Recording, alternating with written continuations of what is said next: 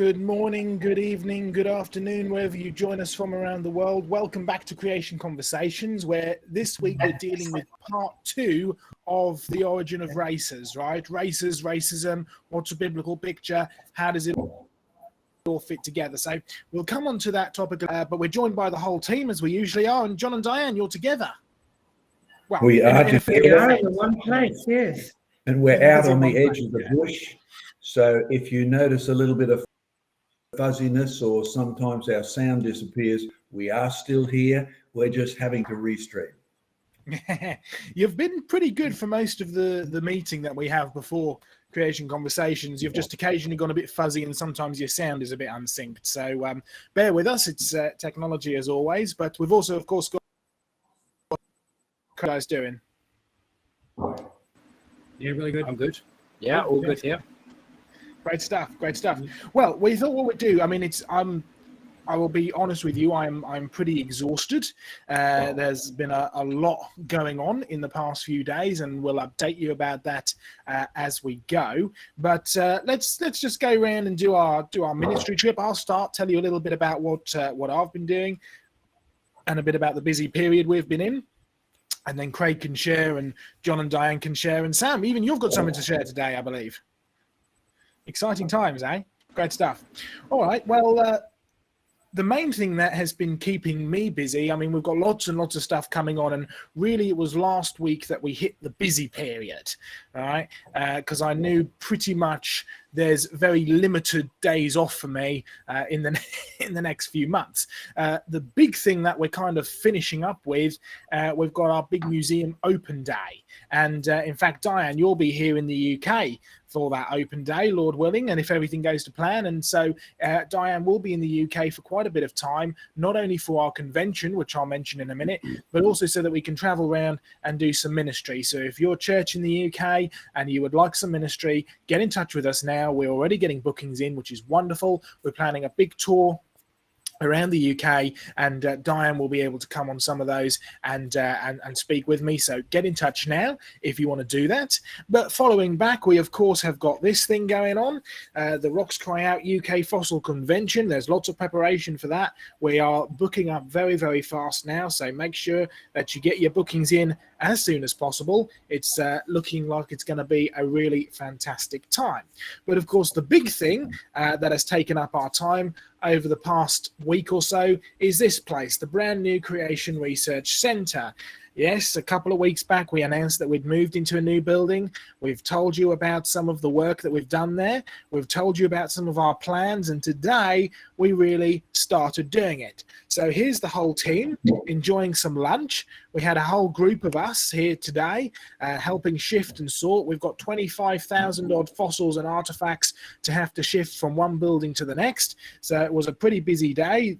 God's been good though. We've got about 2/3 of it done. So we'll be working all day tomorrow in a heat wave. And yes, I know you Australians and Americans laugh when the Brits complain about heat, but you've got to understand it's still pretty hot. We've hit sort of into the low 30s today, 30 degrees Celsius that is, so that's pretty hot, and it's so humid and so sticky, and we're shifting stuff from into the van and out of the building and out of the van and into another building, and it's pretty hot work. So continue to pray for us if you're willing to help. We certainly need your help for tomorrow. We have a bit of a break on Sunday, which is good, but then we start up again next week with all of the design and the organizing, because we're redoing some of the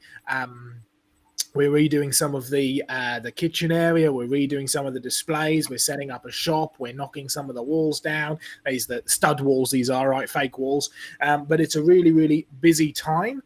So come and help us if you can, and certainly we would appreciate any help, whether that be donations, whether that be physical help, whether that be can you come and actually do some work for us.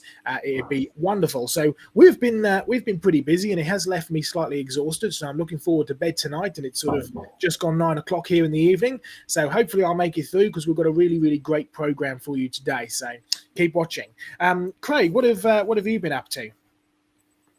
Well, we've had a school group come through the museum during the week, about 60 students, year 10, so 15, 16-year-olds came through from the Launceston Christian School. we had a great time and looked at the evidences, discussed things, had some great questions such as, where did all the water come from for Noah's flood? Where do ligers come from? The lion tiger crosses we were just talking about before the show started. And I donated to the school a great big slab of rock full of fossils just as an evidence for the flood for them, and they really appreciated that. So that was a good time. We've put up a few more displays in the museum. John has supplied a few dinosaur bits and pieces, so that's added to our dinosaur display, which is great. I actually found some modern-day bryozoans on a remote northern beach here in Tassie, and able to put them next to, as a living fossil, next to a big slab of fossilised bryozoans. So that's a nice little display. And it's been a good week for our business-wise to release me to go into creation research full-time. We've been praying for a new manager at our business, and we're in a little regional area in northern Tasmania, and you don't necessarily come across people with the right skills all the time in places like this. But a lady has moved down from Sydney that's been involved in managing a major Australian business, and is just looking for something like us to change lifestyle, and looks like it's going to be a fantastic fit and an answer to prayer. So that's been great week. Wonderful stuff. Great stuff. Well, John, Diane, I mean, obviously something slightly different to normal because you're in the same room as each other, but I believe you're also, you mentioned earlier, you're out in the bush. So what are you doing? Well, today we are sort of leaving here just after 8. We've got Jurassic Ark, and just as Craig's been sharing an answer to prayer for getting a new manager, or manageress in this case. I don't know if that's still an acceptable word, but we've got a forecast, stormy, windy, wet day, and somewhere up to 60 people at our outdoor museum a bit further out in the bush, Jurassic Ark. So that's what we're actually doing today. And we've been there the last couple of days, and Diane will bring a report on one aspect of what we've done a bit later. My job now is to sort of update you on some of our research. So tell me if I get this right, Joe. I just hover over PowerPoint and bring that up. There we are. Look at that. Now, when you have a look, we've got a reminder about our website, and some of the videos that we've done now available as streaming can be gotten from there on races, origin of skin colors, etc. And don't forget, save up your questions, send them to Sam as we go through the program about all sorts of aspects. All right. Now, why aren't we moving? You need to go to PowerPoint. We need to go to PowerPoint. Okay, so let's do that. I think I'm going to have to reload this, Sam. No, go to the full screen one on the right. Full screen on the right. There we are. That's it. Right, coming up. We are having an open day as well on the 24th of September. Enjoy your time over there, Joe and Diane, and we'll enjoy our time here showing supporters what we've done with their money, by and large. That's the purpose of it. But in the last couple of days, we've been doing some backwards and forwards research. There's one of our key attractions at the moment. That's back in 2014, December. We buried a whole pile of dead things. Notice the bones are all white. Well, we put some sand over it. We have volunteers who come in and help us with all this thing. But December in Australia is the start of school holidays. So we started up again, and then the groups love to come, and their job is learn how to dig up bones, dinosaur bones, cattle bones, etc. So they love to do this. And of course, the first major group came in 2014. But notice the color of the bones. They've changed from the white ones we buried. Look at that, beautifully preserved. Well, that looks like some sort of leg bone, doesn't it, Diane? But you see, by April 2015, that they've only been in the sand for 4 months. The one on the left, that's one that hasn't been on the sand, still bleached white. And the one on the right is a dark orangey brown. So we sent the one on the right off to the labs, and the laboratory chemist in Sydney actually said, your bone brown because it's got 450 parts per million of iron. Now, what's interesting, of course, is that bones don't have iron. Bones in your body, bones in a cow's body don't have iron. So where is the iron coming from? because when you look at a fossil bone, the usual rule is the heavier it is, the longer it's been in the ground, the heavier it is, the more petrified it is. The minerals represent time as well as process. So we decided to set up some experiments, meet a couple of volunteers, father and son, meet a couple of dead kangaroos with bones on the left-hand side being held by the young man. Dad's a builder, so he bought his drill and he drilled some holes in the bones. All right? We did that because we wanted to keep track of the bones or where they had been. We didn't know if they'd disintegrate. So we put a hole through it and then we joined up some nice wire to it and pegged it to a stick that wouldn't fade away so quickly. What did we do then? Well, the one on the right-hand side that you can see has got iron sheets sprinkled all over the bottom. The one on the left is just sitting on the bare ground at Jurassic Ark. Two piles of sand there that we're going to fill the boxes with.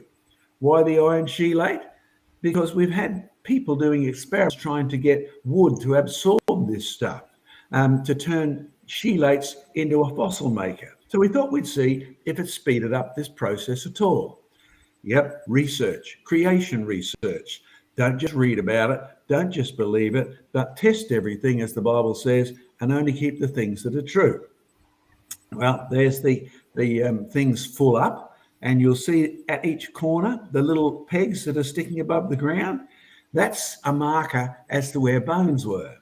A few weeks later, we got some old folks, people like me who are fossilizing, people who are even older than me, and their job was to run a test, dig up the bones to see what had happened in just under a month's time. Well, notice they've changed colour. They went in white.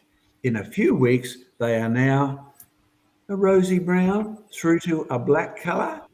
Oh, the sand's washed beach sand.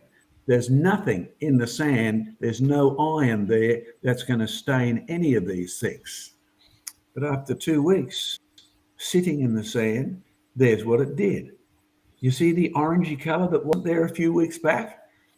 You see the black colour? One reason we actually tag these with a pole and then some wire through a drill hole was so we wouldn't lose them. We could keep track of them.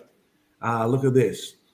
I believe you dug these up, Diane. I photographed them. Yes. There's the same bone, right? Notice how dark it is.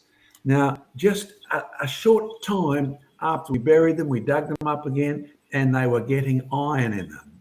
The black in this is a lot more iron. Iron's an interesting compound because it can be that flaky rust stuff on your car, or it can be jet black, or it can be any one of every colour in between except for white. Iron compounds are never white. Well, running the experiment again so you can see we're not faking it. Young man, 2015. Look, wire pegs, bones poked in the ground. Let's keep track of these ones. Look at that. That's a limb bone, isn't it, Diane? And you see the wire that's up there? We keep track of these. Dr. Diane, 2022, nearly 7 years later, we dig up the same bones. Or there's the wire marker. Can you see the orange, the black tick at the top? The most fascinating thing is the actual wire has disintegrated. We've reached the conclusion it disintegrated not because it wasn't corroded proof or anything, but we'd actually set up, we'd actually pegged the thing into the ground, which has got in it. The stick pokes through the sand, which gets wet in the rain, and I went it to an organic compound that was building up iron. It actually formed a mini battery and corroded itself to pieces. But look at the colour just yesterday, August 2022. Now, the same thing has happened to everybody we've checked. They are soaking up iron, and they haven't been there a million years. They haven't been there 1,000 years. They haven't been there 100 years. They haven't even been there 10 years.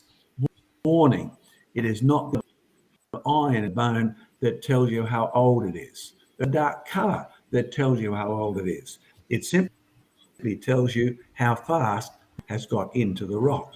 Not the time, but in reality, it's a process. Efficient process, rapid iron. You want to see this? Come on September the 24th to our Jurassic Ark open, and I'd encourage you, come and enjoy it, support it. Some of you have reported you've had difficulties making the website. Try again. We've done our best to fix it, see if it actually works. But there's always PayPal, there's always PinPay, there's always direct banking, etc. If you really want to support the hundreds of thousands of dollars all this research costs us. Oh, and one bit of good news. See that book there? When Joe came to Australia in 2019, we decided we'd better write this up so that people could actually read it.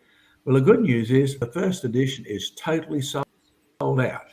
In fact, Joe can tell you what one we sold out in well, but in reality, we are now producing a second edition with updates and all sorts of things, and that should be available hopefully in a month or so here in Australia, and we'll send the masters to the UK, etc., for an edition over there. Well, Diane, I'm going to turn this back off with a reminder here at the moment that you can all get your questions into Sam, whether it's about what Joe's been doing, the museum, or Craig and how they run their school events in Tasmania, or me and the others at Jurassic Ark in Australia. Now, let's just do this. Now we go to that one there. Let's turn this off and go back to there. Have I done the right thing? No, I haven't. There we are. All right, so look at that, all by myself, folks. You can see I'm gaining knowledge slowly but surely. So, Diane, tell us what you've been doing up here. Well, I flew from Canberra to Brisbane, and then we went up to Gympie and we went to a radio station. And we made some recordings there of various topical things to do with creation. And we used examples from our fact file, which is an archive of the items we send out in our email newsletter. So we just looked at different topics, all sorts of things like giraffe necks. Yep. Now this is just a regional station, isn't it? Because we're trying to promote the open day coming up a bit over a month's time. So did they enjoy it, Diane? They had a wonderful time. The fellow who did the recording was just intrigued by all the things that we talked about. Yes. Well, what just one other one that really attracted the radio compare, because these were recorded for replaying over and over again, plus our commercials that they were doing in exchange for these programs for the Jurassic Ark Open Day. So what do you reckon was the most successful part of the day? Well, he liked the one about pleasant smells and the whole idea of the... because I brought in unpleasant smells, didn't I? Yes. And the whole idea of the world and how good it was and how different it was from the world that we live in now, so that we do live in a world that's changed, but it's definitely not evolved. Yeah, now this is a radio that broadcasts through the local town region as well as the entire Gympie region. So pray as this broadcast along the main street, in the shops, etc. It's a great opportunity. You enjoy it, Diane? Oh, it's really good. Yeah, it's been great to have Diane up here. We're going back next Thursday to do some more as well. So that's what we've been doing together up here in Gympie. And today is a field day. We've got 60 people max coming to Jurassic Ark, and we're praying that it won't rain. It's already raining down south, and well, I believe you folks in England are praying it will rain because of your drought that's over there at the moment. We are officially in a drought, which is, of course, if nothing like an Australian drought, but still, it's pretty warm over here at the moment. But I'd like to just jump off the back, John, of what you were talking about with your radio station program with Diane, right? Because you go on radio quite regularly in Australia, and when I went over to Australia, you got me on a few different radio stations. Remember, was Vision Radio, which is a big, I believe it's national radio in Australia, and in Australia have a TikTok account, which you can go and watch. I didn't know much about TikTok until John Mackay rang me up and said, "Oh, did you know that I've gone viral over on Vision Radio's TikTok?" And so I thought, well, I better have to join and have a look at it, not knowing anything about TikTok. But it turns out that not only did John Mackay go viral, you've had like 155,000 views on your question, how old is the Earth? You've had something like 40,000 views on what was the color of Adam's skin, but it was pretty popular. So we thought, you know what, let's make our own TikTok account, creation research one, right? And let's actually put some of our content up there. So we have actually been doing that, and we have started his our channel, Creation Research Live, on TikTok. There's a few videos on there. They've already been getting quite a number of views, a couple of thousand views so far, which is really great. And so go and follow, because we've been putting up little clips of creation conversations. We've been putting up little clips of bits and pieces that we've edited together.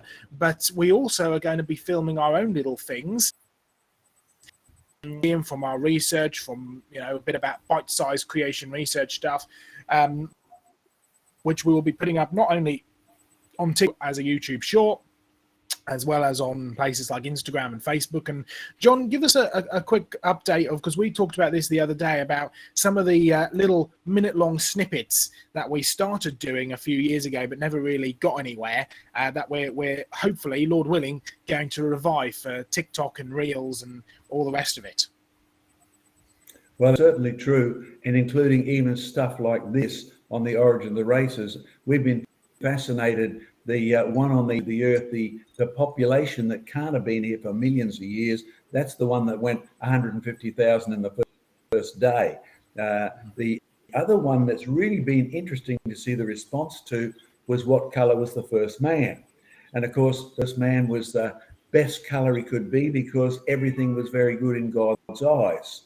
Now, the response has been incredible.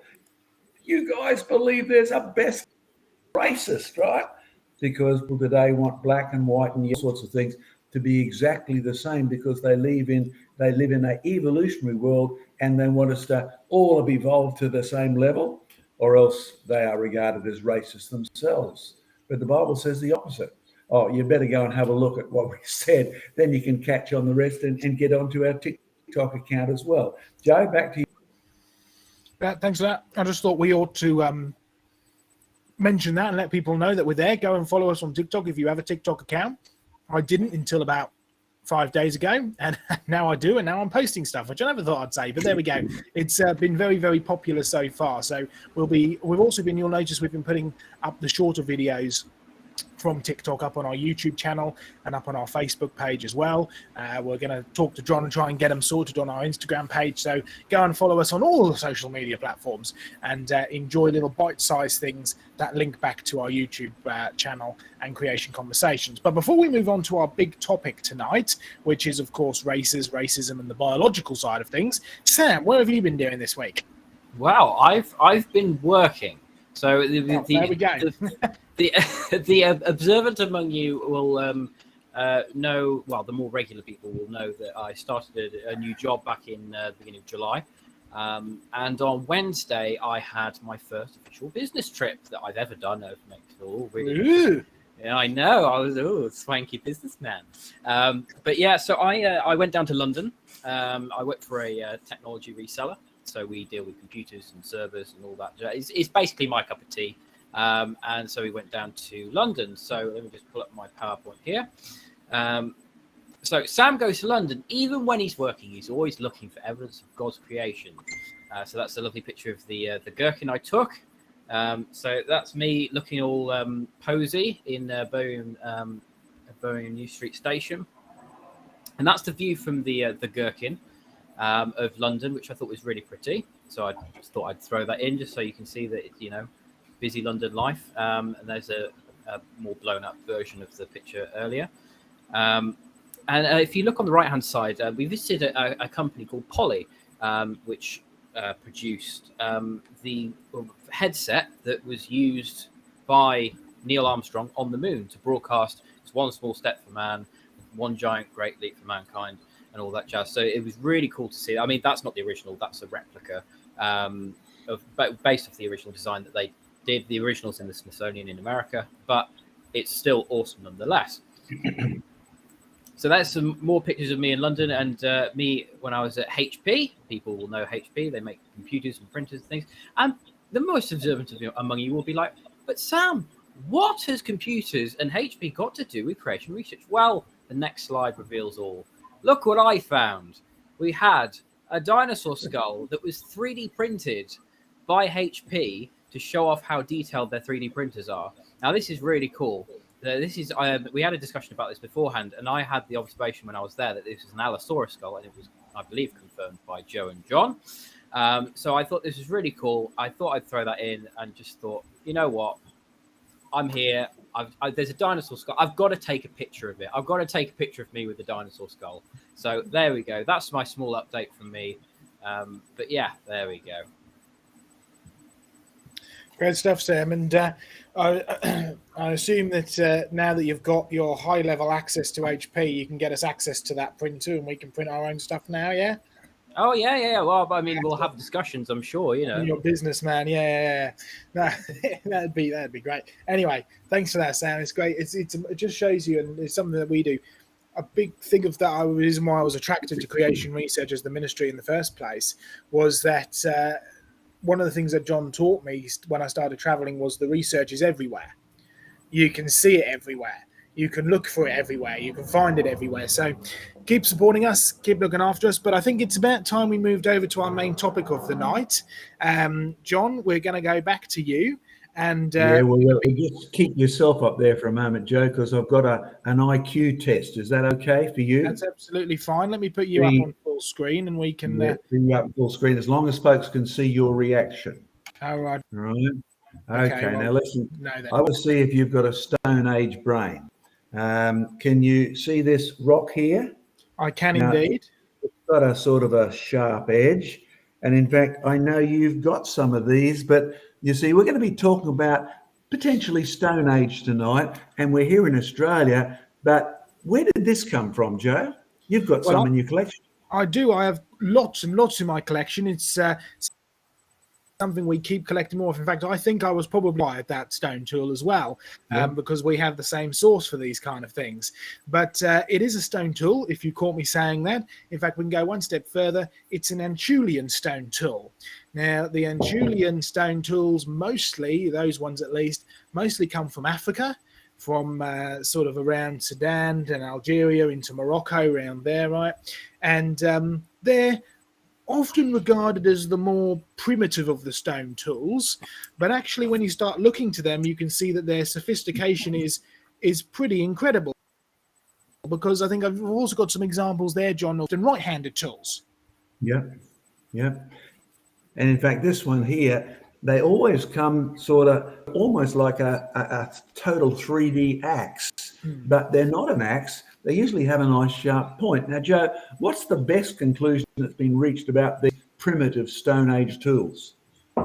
Well, several things jump to mind, but the first thing that jumps to mind is that there's no way a stone tool like this, even as unsophisticated as an Anchulian stone tool, could ever have happened by itself. There is obvious design in it. They've been crafted and shaped. That's the first thing that springs to mind, but is that where you were thinking? Well, it goes one step further, because the interesting thing is when you throw these, they have a high chance of landing on the point. Yes, indeed, yes. Now, I'm in a country that we're going to talk a lot about today, about things that you throw and they come back and where they're found around the world. But when you have a look at this, it's beautifully shaped because it has to be intelligently designed just to be that bit. But the fact is, it's aerodynamic as well, Joe. So what do they suspect throwing of it, and the point that always almost 90% of the time lands in the ground? What would they suspect of that? Probably most likely used for some form of hunting purposes.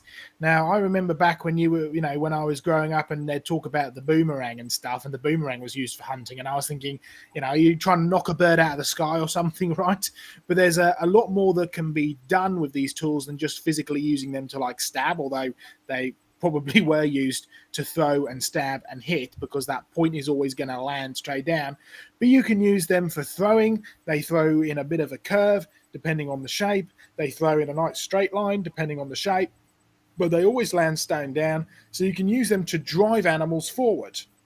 And rather than running around and waving your arms about, you're going to get a lot further reach if you've got a few of these stones and you're lobbing them left and right, and they're guiding the animals towards one central point. So really, Joe, what you're saying is what we call primitive may be far more advanced than we think Yeah. of. Really Yeah, so advanced and designed for a purpose as well, and for a specific purpose, not just a general, people, there's the argument that things like orangutans and chimpanzees, they use tools, but the most sophisticated we've ever seen is a chimpanzee pick up a stick, stick it down an ant's nest and use it to lick it off, right? Now that's putting two and two together, but it's not the same as picking up a rock and going, I need to craft this rock in a way so this rock will behave in the same way no matter what I do and no matter how I throw it, so that I can actually use this rock to help me to get to a final point. Right? You're not even really using the rock to kill or knock the birds out of the sky necessarily. You're using it, and you're using intelligence and cognitive thinking to guide animals, say, into a net, or to guide animals over a cliff, or to so on and so forth, right? So there's a lot more thinking process, vastly more than anything we've ever seen in animals. Okay, so look, I'll swap over to the whole screen now, just for me and Diane at the moment. Then we'll bring up the PowerPoints. I love English, by the way, because Joseph said these were always made with a point in view. I'm not sure he got the second message, but you will get it out there. Now, Diane and I had a little bit of chat first, because you need to get out of your head that people who use stone tools are primitive. You see the biblical picture, man, God made man in his image. God was a creative God. We can therefore create. We may not be into creating universes, but we are certainly into stone tools. Oh, they could be some of these more Australian ones, the ones you're used to. No, these were not thrown unless you got mad at your neighbour or your wife and you threw it with a stick, but they were pretty awkward to shape. But in reality, there's another one that you need to think about. Now, I was on an oyster bed when I looked down, and all of a sudden, there was a stone tool. You say, that's just a bit of rock. Well, the funny thing is, when I picked it up, it fitted beautifully into my right hand, and it had a beautiful sharp point just there. Let's see if I can get it right. And I could put it in. I tried it myself. I put it in the actual oyster and flipped it open. The interesting thing, though, is it only fits my right hand. If I actually pick up the tool with my left hand, it is very awkward indeed.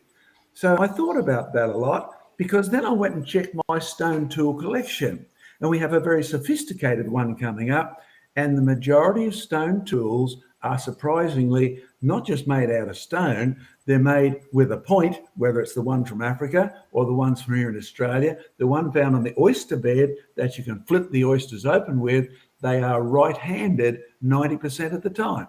But I'm not surprised. People are right-handed 90% of the time, and we don't know how long that's been on. Somebody on the ark might have been left-handed. Maybe it was Babel. We just don't know. But somewhere down the list, it probably went from being ambidextrous, both hands, because my uncle was ambidextrous. He could write on the chalkboard in any direction. It was fantastic to watch him. But most of us are right-handed.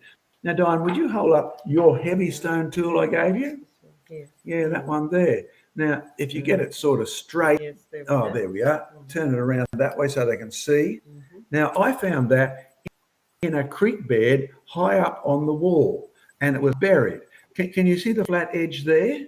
Right, there's no doubt about it. This has been used to grind things on another rock. It's moderately heavy. It's got a good lifespan. It's going to last a while. But Diane, we played around with it before. What did you find about holding it?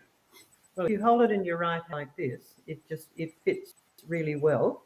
But if you try and hold it with your left hand, yes, you can do it, but it just doesn't feel right. You probably end up with arthritis or strain, repetitive strain injury. It's quite subtle, but it's definitely there. Whereas it's if you hold it in your right hand, it's just a natural fit. It really is. It's amazing. So this stone, I don't know if you can see it there, but the stone has been shaped to lean in one direction, and that direction fits beautifully in your right hand, because 90% are right-handed, and they would grind, and well, the reality is the point is simple.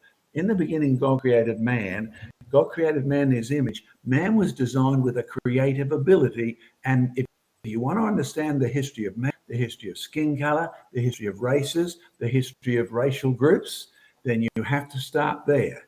Because even the Aboriginals who came to Australia, from India. Oops, have I given away something here? Perhaps I just jumped in the political drowning, but they brought this technology with them.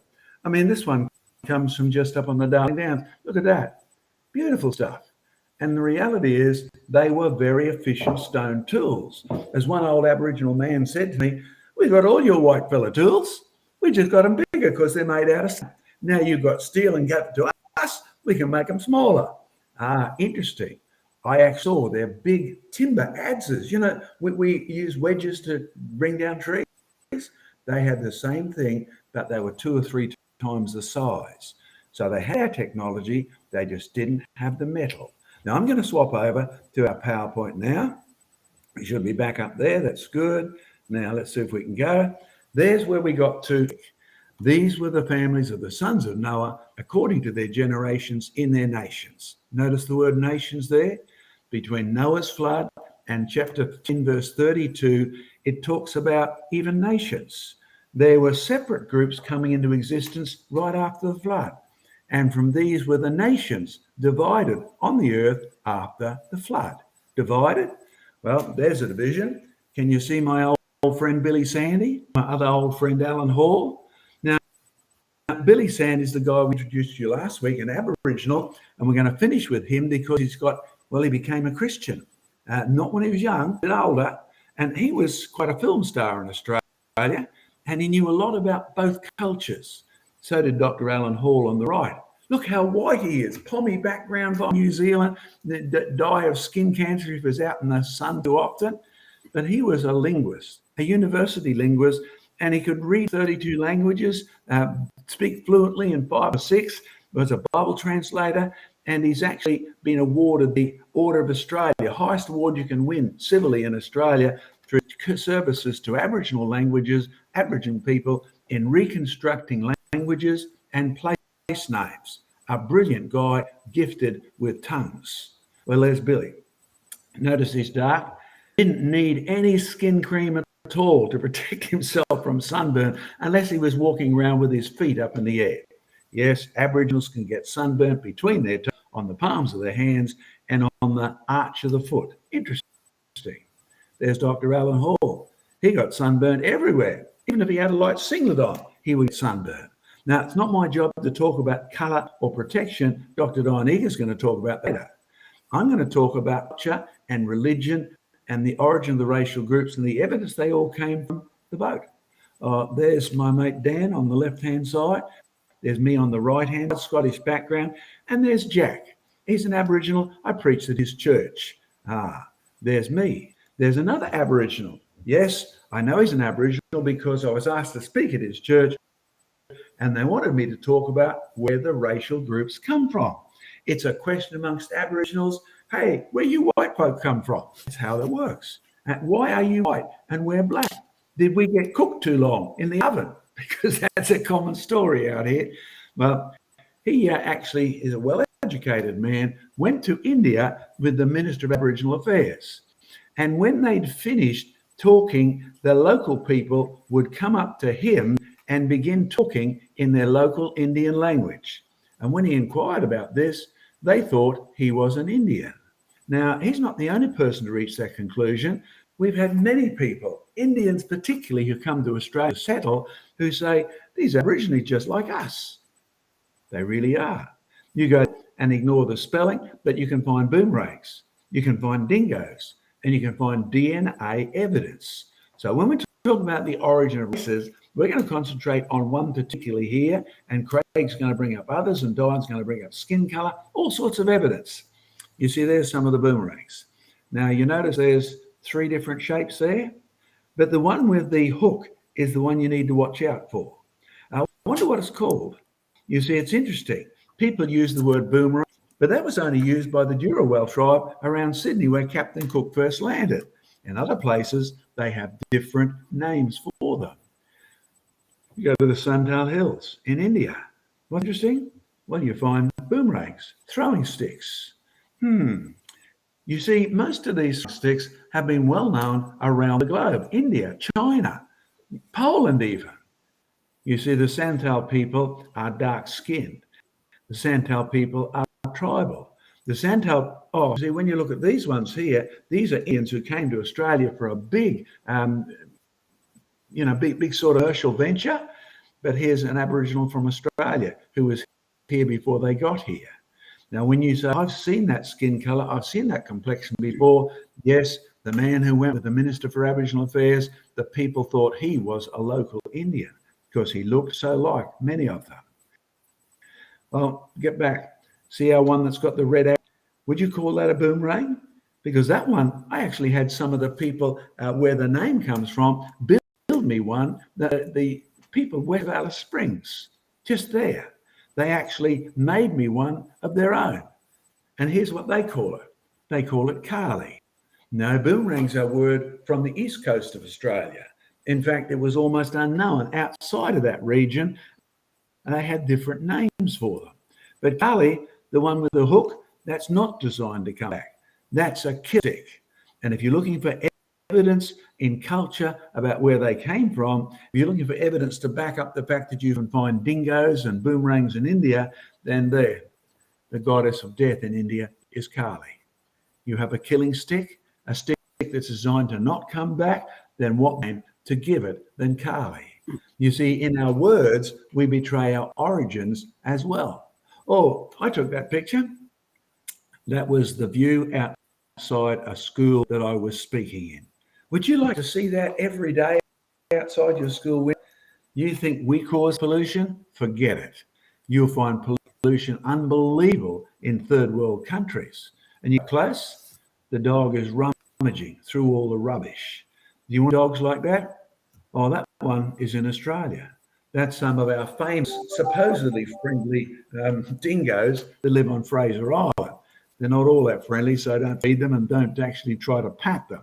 You're liable to lose your hand or something. Dingoes in Australia, dingoes in India.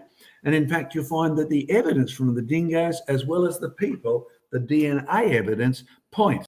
Well, there's the report. Science Daily, 21st of July 9. We published that right after Science Daily did.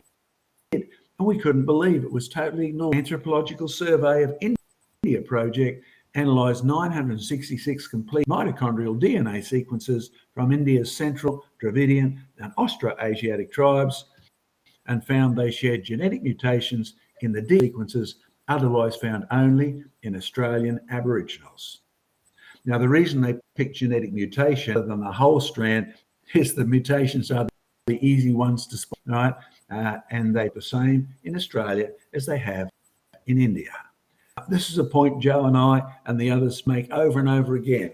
When we go down to Craig's opening of his museum, finally, after 3 years of COVID, we can publicly open it and invite politicians and all that sort of thing. That's a point that's key. There are many theories and opinions. The Indians evolved from Africans who migrated across to India. The Africans evolved from orangutans and gorillas, etc. Well, that contradicts everything that's in the Bible, but the facts never do. The fact is, the Indians have evidence there that tell you they gave rise to the Australians. They have evidence there that tells you they came from a biblical background. And we're going to move on to that a little later. Before Diane takes over, Sam, if you want to bring up any questions are there so we can look at them and you can talk to people and say thank you if you need to say thank you. And then Diane's going to take over from me and talk about skin colours, correct? All right, I'll take my screen off there. There we are. And I'll try and get back to you guys now. There we go. Hopefully you can get back to us. Can you see us now? Yep, John? we can. Yep, we're doing good. All right, Sam. Well, why don't we start with some thank yous and then dive into some questions and see where we've got to so far? Yes, indeed, we can. First of all, I would like to give a shout out to Karen Weiss. So happy to find you, Creation Research sub. Thank you so much, Karen. We love to hear that sort of news of people subbing and spreading the news of our channel. Awesome. So thank you so much for that. And also we have, it's not Creation Research stream without Doki Doki coming in with a dono, 5 US buckaroos, a pack out lifting some weights, saying, keep it up, man. And we've got Stacey H, Super Chat 4.99 US Buckaroos. The Lord bless you. Keep you all. No, Lord bless and keep you. Stacey. It's thanks to you guys. You know, I mean, it's the parable of you know, well, just when Jesus told the story of the woman and the was it the Pharisee or the politician? I can't remember which one. And the pompous politician or whatever gave, you know, a whole bag of gold. He goes, yes, here we go.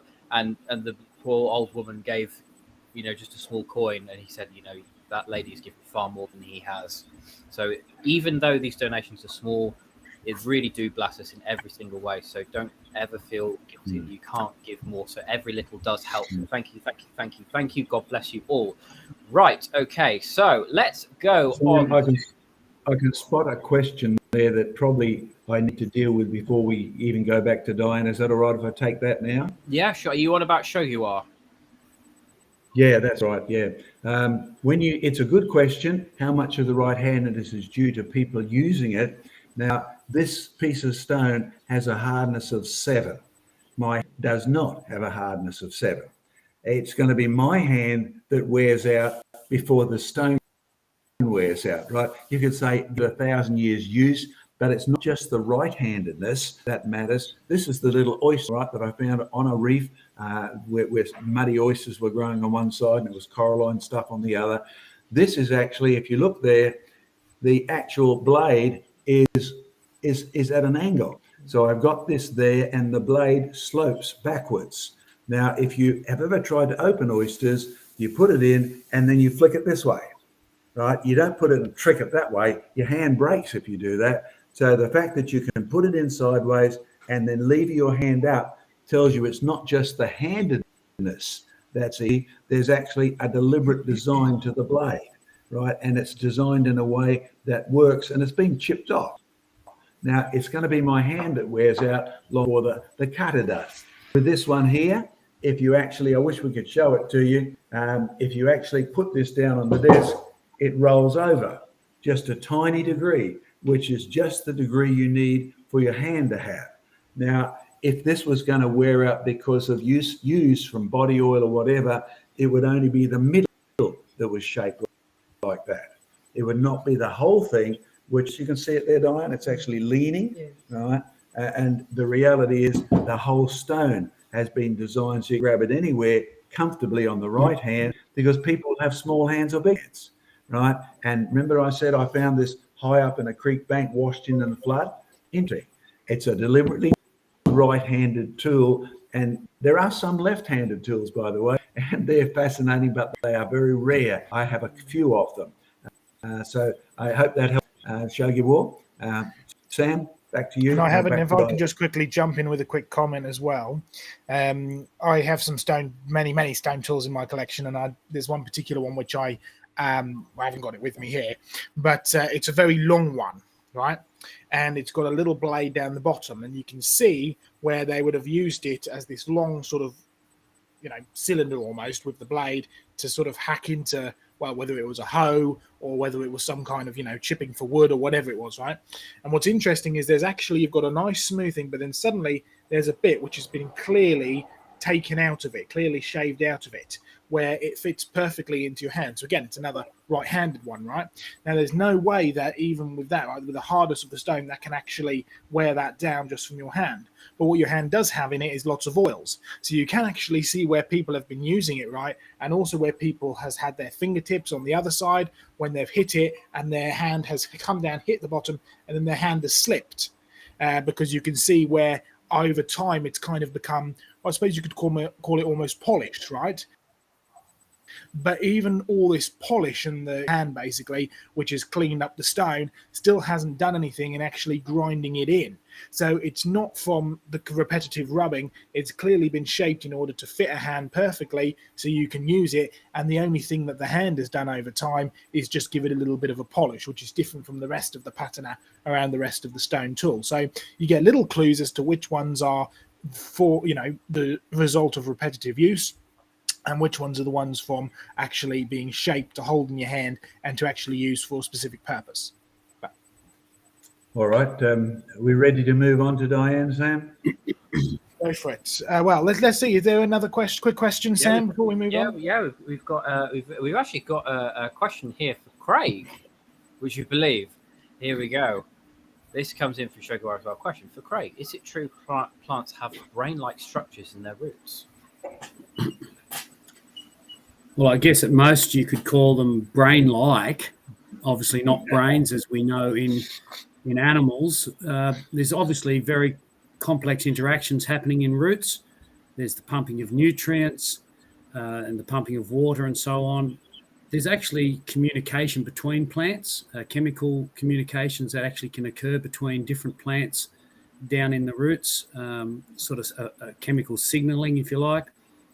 There's complex interactions happening with other organisms, such as mycorrhiza with fungi interactions to help absorb nutrients. But I don't think you would call it a brain. Brain-like maybe, but it's clearly not an evolutionary type connection with animals in any way. It's evidence really more of a complex creative mind that's putting together complex organisms that can't just evolve gradually. These things really need to be all in place for the plants to grow and to function and to work in their environment together, rather than, gradually evolve. So brain-like, perhaps that's a descriptive term, but I think maybe complex organisms in their own right might be better. There's one thing I like about this, Craig, having worked on a lot of stations and visited buffalo farms and all of that, and that is that the grass they eat is designed to respond to them, to force them to a better place. So as soon as the grass gets to below a minimum length, that tip of the grass goes bitter. It's a reaction the plant deliberately does. And not only does it go bitter, the bitterness is a volatile oil. And when the wind blows, the oil moves in front of the cows who are following along. And the next lot of plants, maybe 20 or 30 feet, 10 meters or so of the plants, will become bitter, even though they're long. So the cows, the buffalo, etc., are actually forced to go further than they should. And so it's got an inbuilt herd shifter, right? So the grass is always fresh. Now you can call that a brain response. It's really an inbuilt chemical response. The plant detects something, it reacts. The oils get blown across. So this is the sort of thing that would never occur. A plant saying, "Oh, I'm getting short. What should I do about it?" That's one reason, by the way, why you find it hard to keep your sheep and your cows in the same paddock. They will turn the grass bitter. It will cut down their diet, all sorts of things. So, yeah, brilliantly designed, brilliantly evolved tool. That's good. Thank you for that, John and Craig. Shall we move on to Diane's section now and let's do it. Carry on from there? Okay, there we are. Do you need your slides back up, John? Yep, they are up, aren't they? Yep, they are there up on my end, yeah. Okay, Diane, take it away. Yes, we're just going to have a brief look at the biology of skin color and where the variations may have come from. Now, what color are you? Well, you might describe yourself as being black, white, brown, or all sorts of other things. In fact, all people are a combination of the same colors. And so where did that come from? Well, this is the standard story of where humanity came from. You've heard of Out of Africa. It's not just a movie. It is, or a book. It is actually considered to be a serious scientific theory that human beings evolved from ape-like creatures somewhere in Africa, and sub-Saharan Africans are black, so maybe we were all black in the first place, and then we spread out and evolved into different colors. But let's have a look at the biology of the colors of human skin, and I say colors in plural because there are actually 4 different ones, and all people have all colors.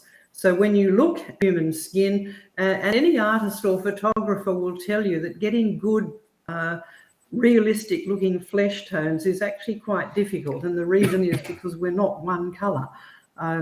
What you're seeing is a mixture of red and yellow, and then 2 shades of brown, one very, very dark, one that's almost black, and one that's more of a dark reddish brown. And all people have all of these, no matter how they appear, whether they're very dark or very light, somewhere in between. So let's have a look at these. Now, to understand this, we need to look at the layers that you have in human skin. So this is a piece of skin that's been cut, and we're looking at the cut edge. So up the top is the outside world, and you see there's a layer called keratin, which is a protein, and it's also got various waxy compounds and things in it. That's what actually interacts with the outside world, and that gives you a tough waterproof layer. And that is made by the layer that's immediately underneath there called epidermis, which is a layer of cells. And that's being constantly renewed bottom up, densely packed cells, and they actually make the keratin. And they start down the bottom where you can see there's a very distinctive line there. They start there and they gradually move up through that layer of cells and become little keratin flakes. Now, underneath that, there is a more loosely packed layer, which is full of fibers, a bit like felt, that gives the skin its strength. And that's a mixture of collagen fibers, which are very tough and resilient, and elastic fibers, which are exactly what their name describes. They are made of a stuff called elastin, which is springy, like elastic. And flowing through that are a lot of blood vessels, right, and dermis. So we have 3 layers, and the various colors are distributed through these 3 layers.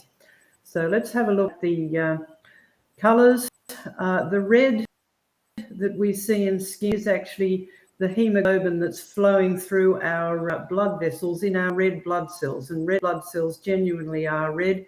Hemoglobin, the protein which carries oxygen, is red.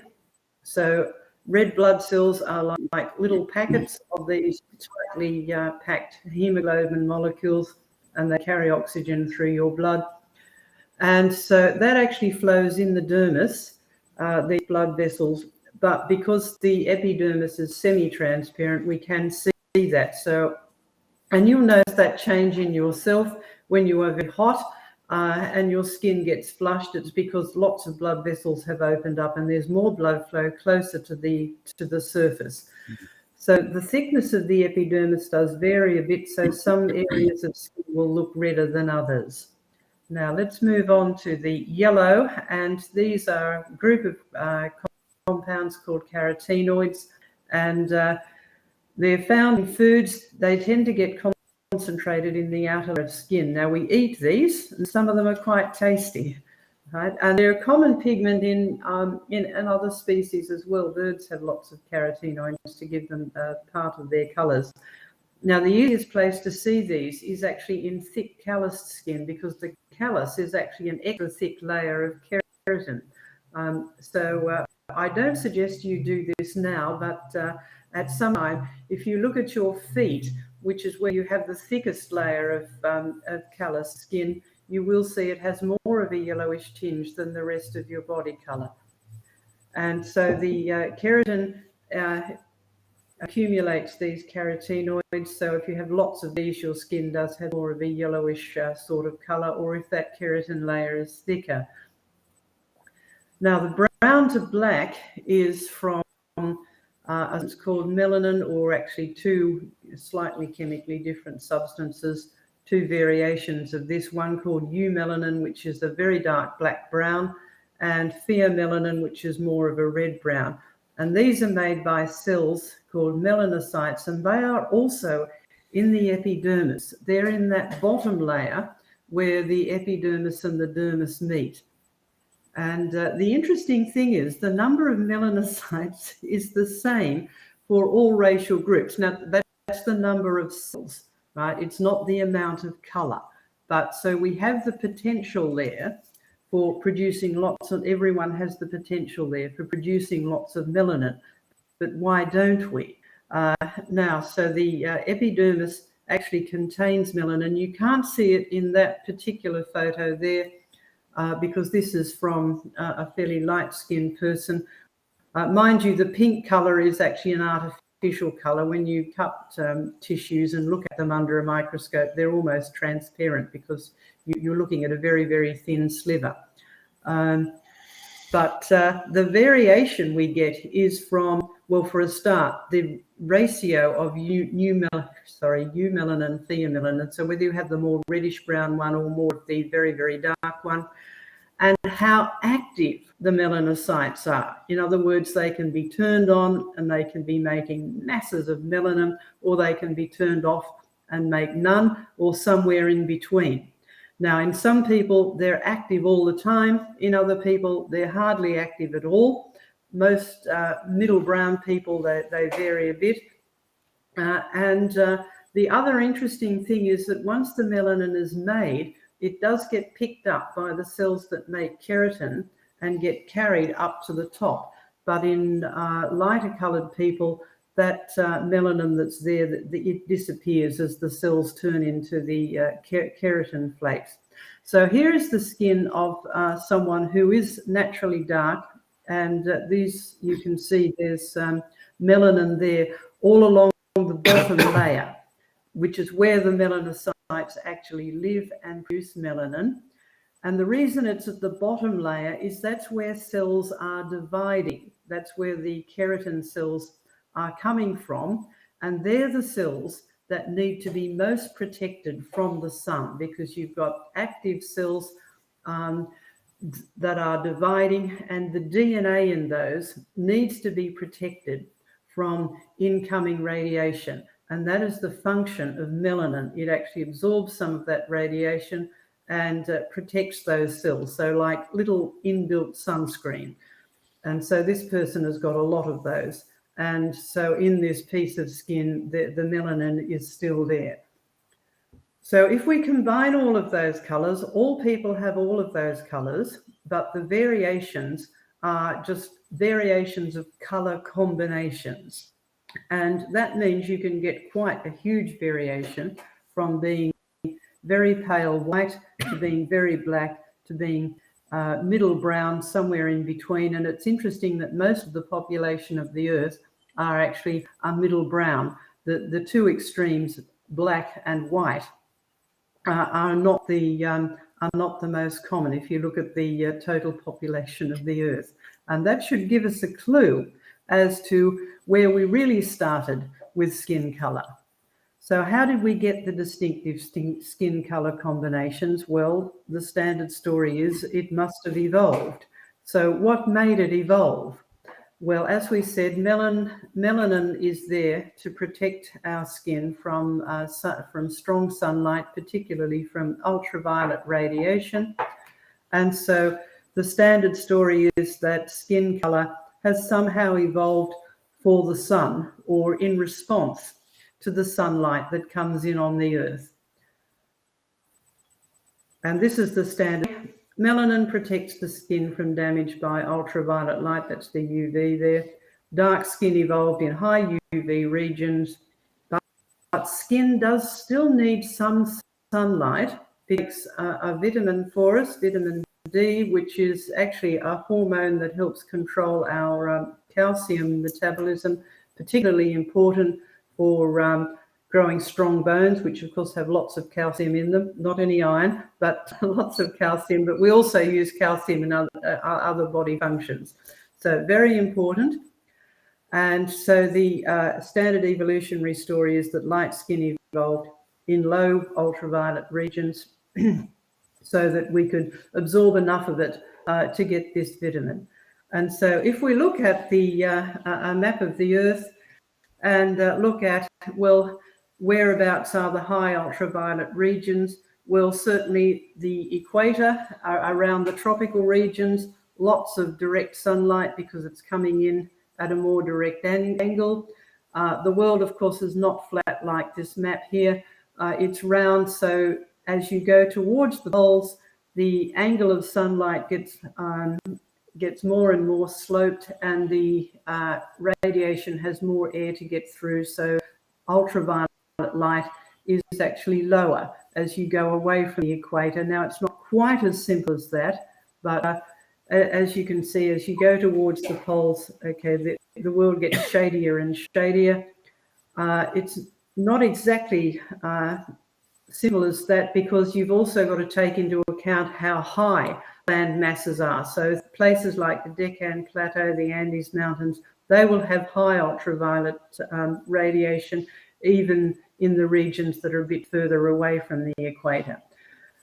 Now, does that match the pattern of skin color?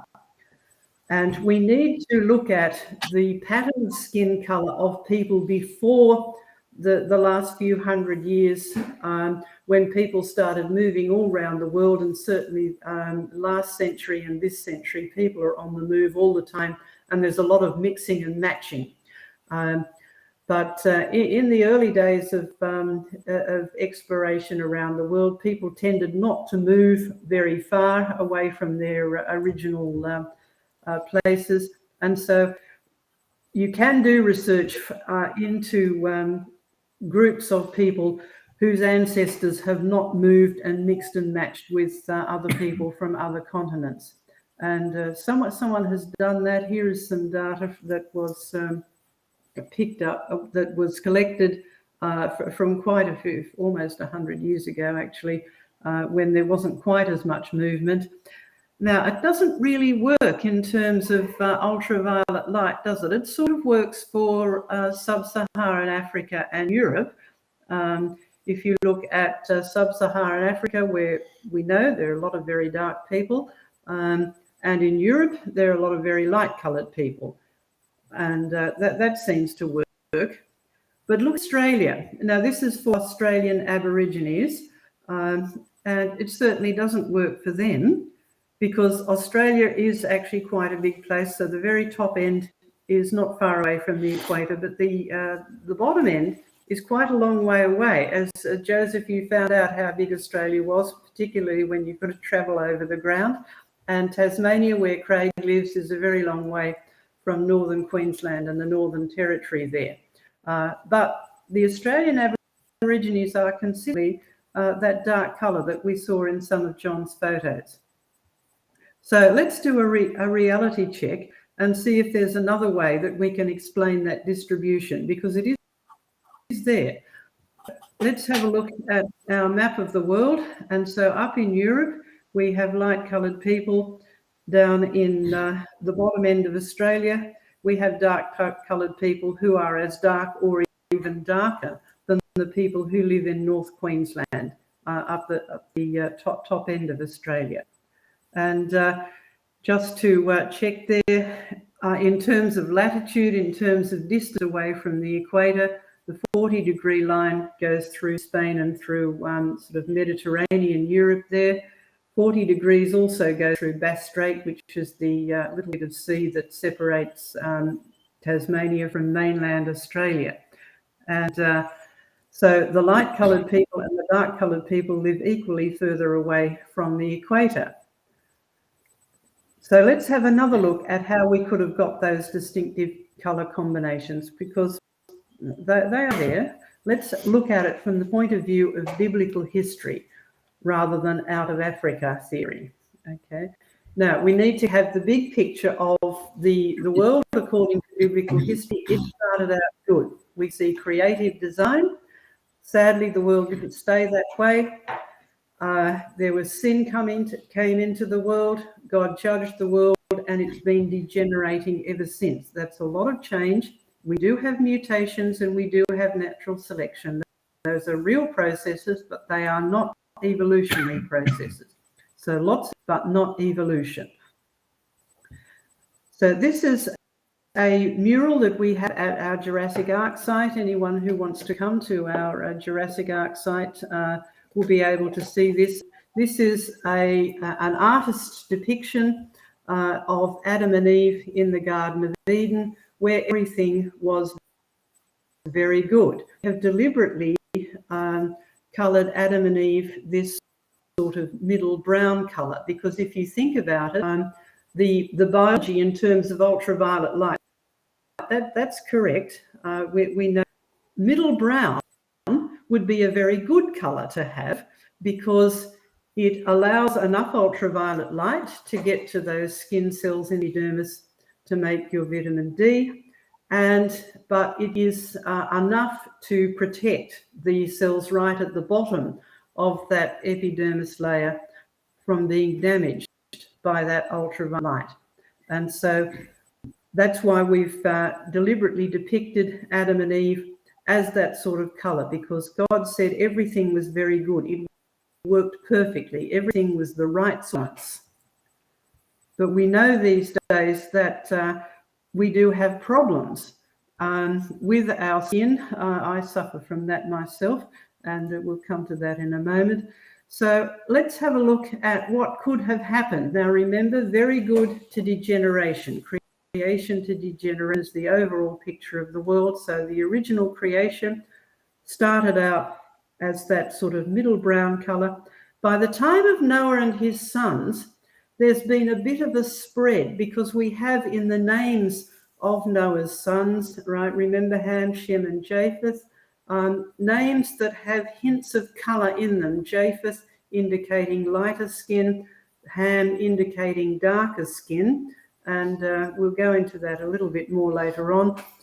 By the time of the Tower of Babel, we're getting even more of a spread. Now, remember, there's degeneration here. We have mutations and we have natural selection that affects all parts of our body, including our skin.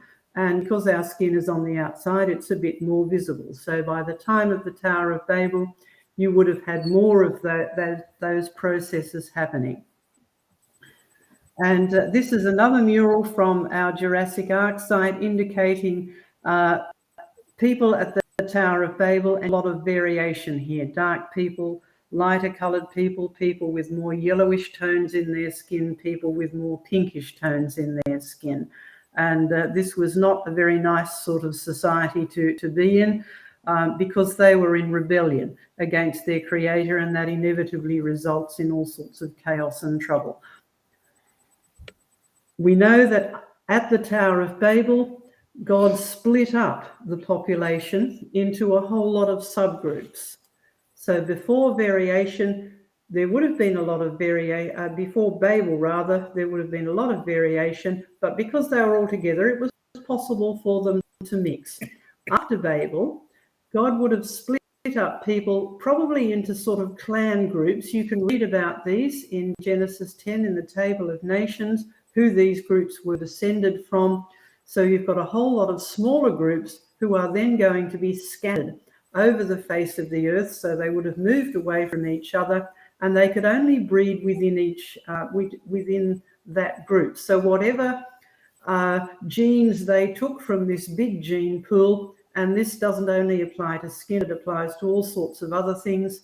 Whatever that gene combination was, that would have become cemented, as it were, embedded, and that was the typical gene combination for that group until many generations later they may have started interbreeding with others. So we then have a whole lot of separate subgroups. That means that the Australian Aborigines were black before they reached Australia. It had nothing to do with evolution or sunlight or anything like that. They were already carrying those genes. And this is a painting of the Tasmanian Aboriginals, and as you can see there, they are actually very dark.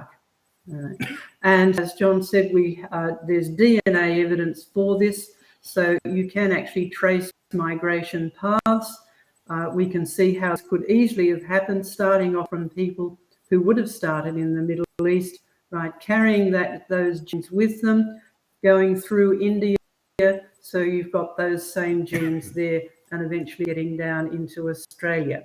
Now, that also applies to other parts around the world. And now that we've got all of these gene studies, you can see where different groups in the world have similar genes, and you can actually look at gene groups, which is what we have here. Someone has actually looked at a group called haploid H2. Don't worry about what that is actually, but it's on the Y chromosome, and you can follow where people have moved around the earth and settled. So Europeans would have had light skin before they went to Northern and Western Europe, and same with the Africans. This is a particular gene study. Now, there were probably several routes into Africa, and notice I said into Africa. So one of many where they found these gene combinations in various people in Africa. So some of them would have come down the Persian Gulf and gone into the Horn of Africa. Others would have come by a more northerly route. This is just one of them. So we won't go into a whole lot of them at the moment. But the point is, human beings went into Africa. We didn't evolve out of it. The real history of the world is that we started from Adam and Eve. Eventually, Noah and his wife were descendants of Adam and Eve. They had 3 sons who had 3 wives, one each. And from them, you have all the Babel people. And eventually from Babel, we have from all these nations, all of the people spread abroad across the world, right? That's clearly stated in Genesis. This is where all people came from. And that is a much better explanation of why we have the variation in skin color is creation followed by degeneration, and why we have the patterns or the where people live who are of different skin colors. It's all to do with the real history of the world, which is the biblical history of the world. And if we want to move on to questions, I think. Yeah. Okay, we'll open up the screen, and Sam, if you want to read us any more thank yous, well, we just bring the cover up there. Where did we get to? There we are. Whoops, for some reason we've gone. That's it. Right. Yes, there we are. Okay, if you want to bring up any questions that might have come in that relate to everything we've done so far, good opportunity. Thank yous as well. And again, a reminder, in Australia, if you're in Australia, 2 things are coming up. Craig, who'll be talking toward the next section after I do a bit on Babel. You've got an open day coming up in September, Craig? Yeah, well, it's an opening more than an open day, but sorry, yes. Opening, that's right. So yeah, because the museums. That. Yeah, right at the museum. So the day we've long been looking for. It's, as you heard, they had school there this week. That's great. We have an open day. That's where we invite anybody along who's been a donor. We're doing with the money a very vital part of any Christian ministry. That's at 24th. And Joseph, you have the conference coming up in September too.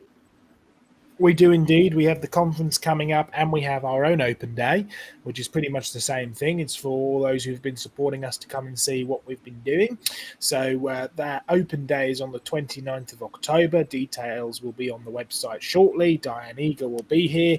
There'll be presentations. You'll get a tour of the new building. You'll get a tour of the collection as well. And it'd be a great time to come and actually see what we've got going on there. So that'll be a convention as well coming up in September, which is also looking like that'll be really good as well. So grab your tickets while you can. And Sam, I can see a great question that just came up for Diane. So why don't you give us a couple of opportunities there, and then we'll move on to the next segment, which Certainly leads up to Babel. Certainly can indeed. But first, we've got to thank I Am Matt for 4 US buckaroos, per character exaggeratedly stretching his arm forward to offer a cup of coffee, which I think Joe needs right now. And I'm going to be honest, me too. I'm starting to feel that. I think it's the heat and it's the end of the week. It's just sort of at once.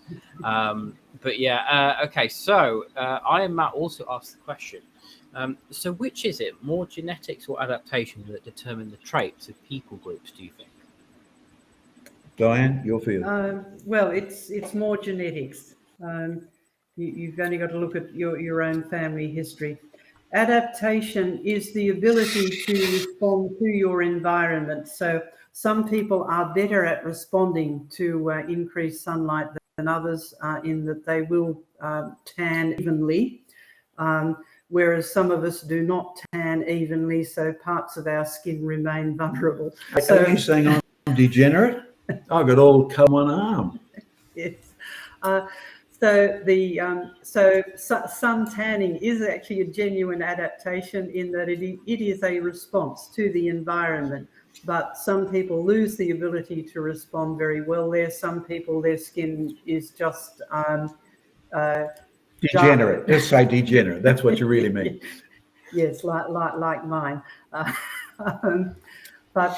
But other people who are consistently dark, even if they move to a place where there's hardly any sunlight, they're still consistently dark. They've lost that ability to adapt as well, because they have a problem with not being able to get enough vitamin D, and they have to get it in their diet. And so you find Black Africans who have moved to Canada or to Northern Europe have to be very careful to make sure that they do get enough vitamin D in their In fact, diet. isn't there a bone disease that comes from that? Well, yes, there is. If you don't have enough calcium in your bones, they are not strong, and they do tend to bend, right, and they won't grow properly if that happens in young children. That's called rickets, and it is a sign of living in a very dark place and having a poor diet. So it was a real problem in those, those dreadfully gloomy industrial cities in the Midlands in England, where poor people had a very poor diet, and they lived and worked inside all the time because they worked in these ghastly factories, and there was a lot of pollution. It was a serious problem then. I remember at university when I did genetics, Diane, we had a theory on the origin of race, which was all evolutionists, and the story was that people, the Asian people with their sort of slanted eyes, as the Europeans tend to think about it, they evolved slanted eyes because they were sort of grimacing as they went into the cold, snowy Tibetan highlands to cross over into China, etc. And this was it wasn't an adaptation, they were evolving a new eye shape. Now, it was many, many years of looking into it when I discovered they actually had more fat in the top half of the eyelid. And that's what changed the eye shape, not the squinting to go across the mountain so they could evolve or adapt. And that's a genetic feature, isn't it? Yes. And it's a very, very small genetic variation. There is in that dermis, underneath that dermis layer of those microscope photos I showed, there is actually a layer of fatty tissue, and its thickness varies throughout your body, thinner in some places, in others.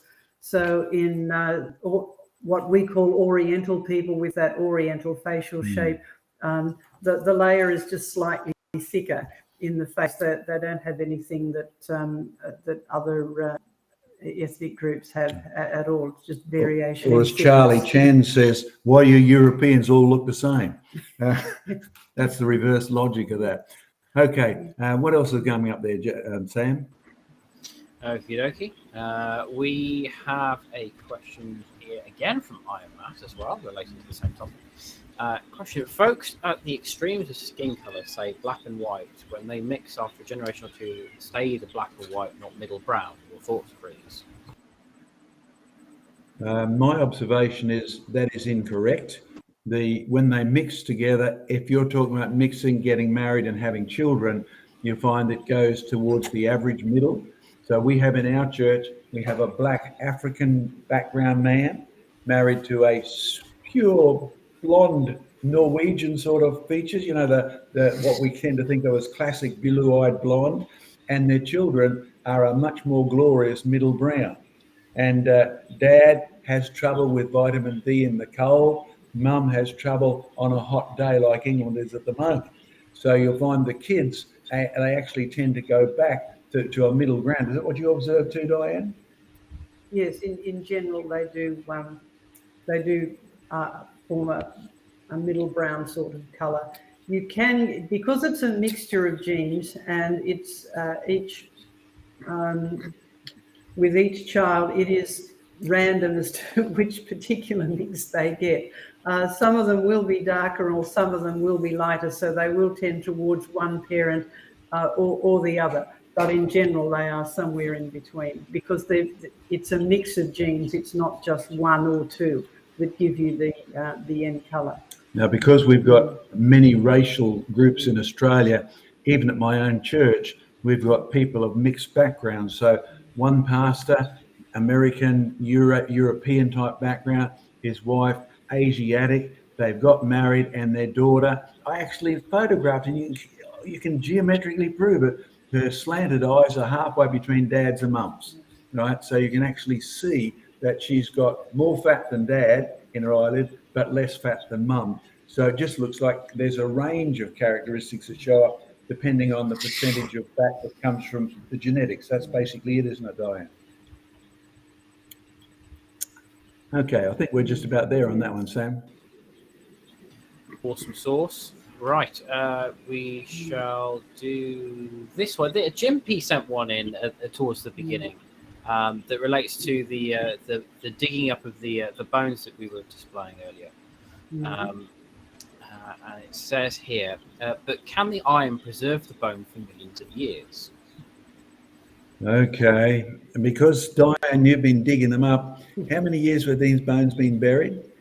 2016, so that's 8 years ago. Yeah, what you find is 8 years ago, 6 years ago, 6 isn't it? years ago, Oh, yes. don't get you on the maths, I tell you. So when you have a look, we started the experiment 8 years ago. Yes, we did actually, but those, yes, Yeah. you're right. The original experiment was 2014. So from the limitations of science, which you really do need to be aware of, and that's why one of Joe's favorite verses is watch out for false science, it leads you astray. When you look at this question, can iron preserve the bone for millions of years? The answer is no one's observed the bone for millions of years. No one's observed a bone for hundreds of thousands of years. You have bones in the present. You can do research on them and do experiments like real research at creation research, where they bury the bones and the iron comes in, and you know very well that the bone has gotten heavier, it's got iron in it, and it's going to be preserved as an iron compound mixed in with the calcium. And yes, that seems to preserve it, but it's not for millions of years. So, Joe, you got any comment? Because we tend to pretend that the bone, even with iron in it, like dinosaur bones, the DNA has been preserved for vast ages. And I believe you are studying something on this. Yes, indeed. And I had a sudden thought as you were talking about that. It would be great if we could get hold of some of your partially ionized bones in the UK, because we have some good access to some pretty technical equipment at the moment. And it'd be interesting to compare, say, your ionized bones, but the original biomolecule content compared with some supposedly much older bones, right? So part of the work we're doing, we're looking at a big long sequence, and we're starting with basically modern butchered bones and going back through artificially aged bones, and then looking to be very old, so ones within observable history like medieval bones and Roman bones and so on and so forth, and then going back into the supposedly hundreds of thousands to millions of year old bones. And it'd be interesting to see, because I suspect that the bones which you have, John, are going to be fairly similar to some of the, like what we would call the Pleistocene bones and so on and so forth, because I suspect a lot of it has to do with the process by which they were buried and has nothing to do with how old they are, whether they're millions of years old or just a few thousand years old. I suspect the preservation does have something to do about it in terms of what it preserves and how well it preserves it. But it's a far, far stretch to say that, oh, it's preserved in iron, therefore it can survive for millions of years. If you want an opinion on that, go and speak to the biologists. I mean, we've got one here tonight, but if you actually study, you speak to the people like Professor Ed Neeland, who makes biomolecules for a living, right? Even he says there's just no way that you'd get this kind of stuff around for that length of time. So, interesting. Okay, can I encourage you folks out there? You're quite right, and I've mentioned it before, just setting sand pits for 8 years, 10 years, 12 years, doing experiments for 20 years at Jurassic Ark, it all does cost money, and if you are able, we would appreciate your funding for any one of our ventures, Jurassic Ark, the British Museum, all of those things, and there are plenty of ways that you can donate to those things. I think we could probably move on to the next section because we've got to get through Babel to get Craig on board, and he's got some fabulous stuff, particularly about one group of people in particular. John, before you go on to drop out and say goodbye to everyone, it's been a very, very long day, and we have a very, very long day tomorrow with all of the museum move and everything else. So I'm going to say goodbye and good night to you all. We'll catch you next time, all right? Sounds great. See you, Joe. I'll keep it going for you, Joe. Don't worry. Thank you very much. Yeah, we do apologise, everyone. Joe, bless him, he's very tired. He's a tired boy. He pressed the end stream button instead of close restream button, and so for the past 5-10 minutes, we've been scrambling around to try and because we couldn't go live again because it said the event had ended, and it's just chaos ensued from there. But we're back now. It's all good. We've got the presentations back up. We've got everyone back. Hello, Doki. Yes, that you are not seeing things. It's all good.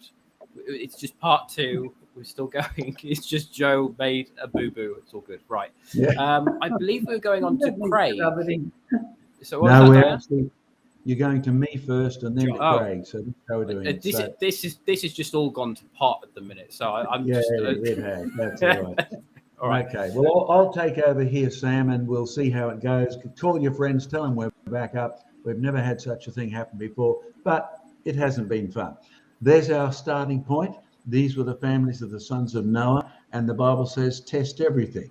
The Bible says Jesus came as a descendant of one of the families of the sons of Noah, and in the distinct family line of Adam. So all of this stuff is vitally essentially to be true in the biblical history of man, past, present, and future.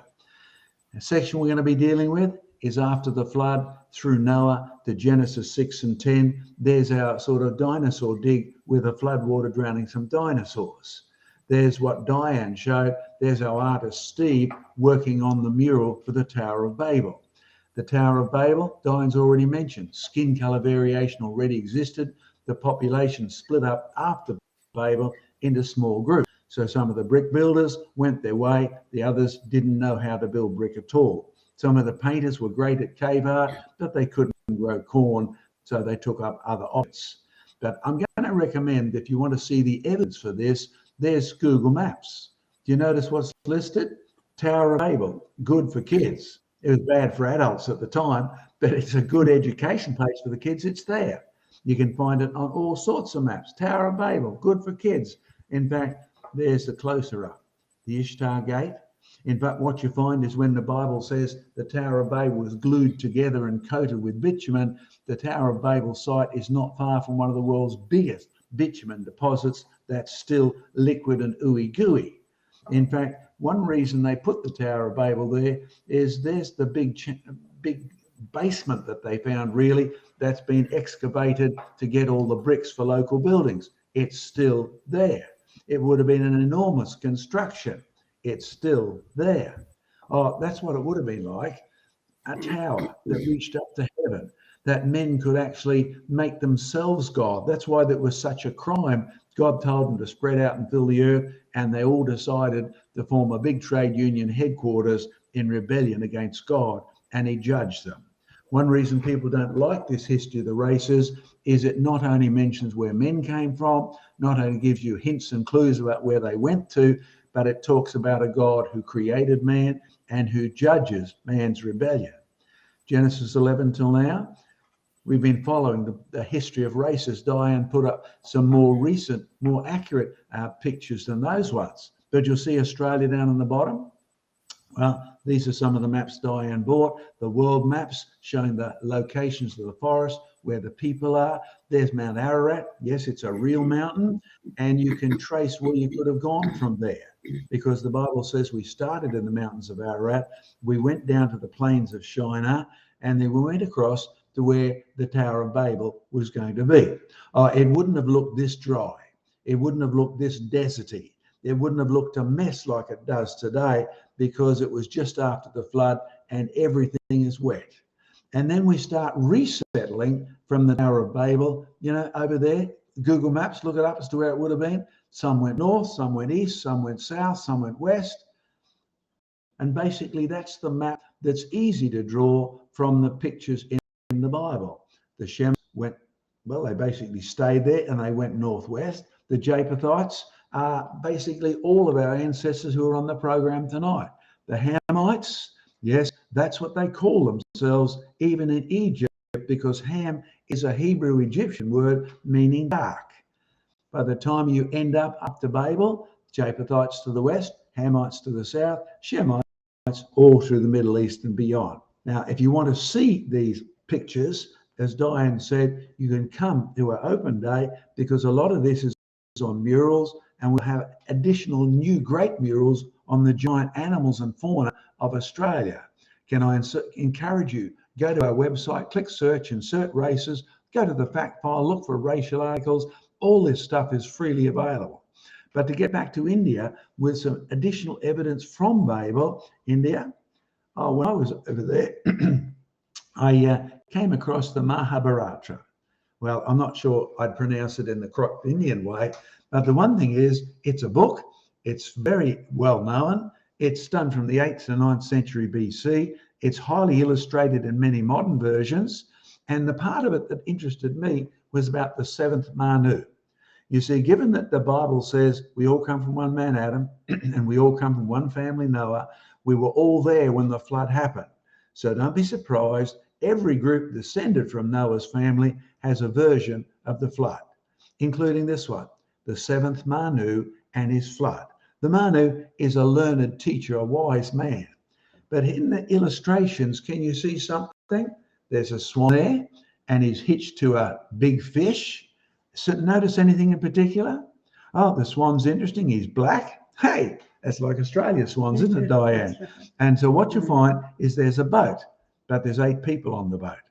And the boat is being taken through the Manu's big flood. And the rest of the story is all of us, everyone, comes from this Manu, and we take his name. Now, I don't know if you've ever realized that English and ancient Sanskrit are related languages. We call ourselves the kin of Manu. Or said in English, mankind. We've taken his name. So when you read a book called The Evolution of Man, there's a contradiction in the title. Man is the guy who was on the boat with 7 spiritual helpers, and we all are descended from him. Yep, Manu is Mr. Noah, beyond a shadow of a doubt. And you get it into my language up there in the Gaelic, Celtic, etc. The McManuses, well, they're the people from over on the mainland, you know, the Norwegians who invaded, and they took Mac as meaning the son of. They were the son of the man who survived the flood. Amazing. And if you look at a biblical picture, what we're talking about here is from Adam, the first man, roughly 6,000 or so years ago. Noah, 4,500. Babel, everybody's there. The Aborigines ancestors, the Chinese ancestors, and the Aborigines somewhere are, you know, not too far down from there, are descended from him. 3 or 4 different groups, because they don't all have the same customs. Some of them didn't know about circumcision. Some did. They left the mainland of Asia after Abraham. Moses, 3,500 years, and Jesus, 2,000 years.